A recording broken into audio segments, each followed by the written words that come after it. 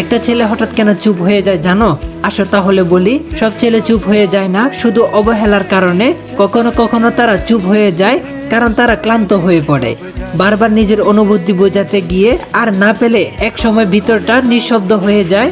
যখন কেউ সত্যি মন থেকে ভালোবাসে, সে ছোট ছোট জিনিসগুলোতেও খুশি হয়, কিন্তু সেই জিনিসগুলো যদি বারবার না পায় তখন সে নিজেকে গুটিয়ে নেয়। একটা ছেলে তোমাকে ঠিক তার বেস্ট প্রায়োরিটি দেবে, তার সবটুকু দিয়ে তোমাকে ভালোবাসবে, তবে তার সে প্রায়োরিটি দেওয়া তোমাকে বুঝে নিতে হবে, তার পাগলামিগুলো তোমাকে অনুভব করতে হবে।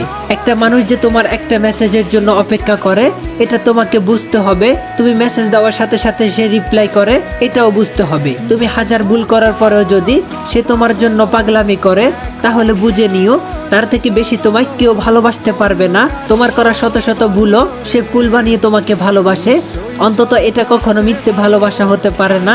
আর একটা কথা সব সময় মনে রাখবে, রিয়েল লাভ সবার কপালে আসে না। একটা ছেলে তখনই চুপ হয়ে যায় যখন সে অতিরিক্ত অবহেলা পায়।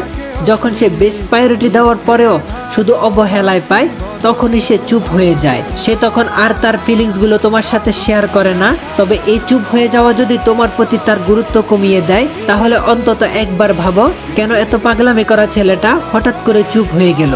কয়েকদিন আগেও তো সে একটু কথা বলার জন্য কত পাগলামি করত, সারাদিন অপেক্ষা করত শুধু তোমার একটা মেসেজের জন্য। তুমি মেসেজ দেওয়ার সাথে সাথে রিপ্লাই করতো, তাহলে হঠাৎ সে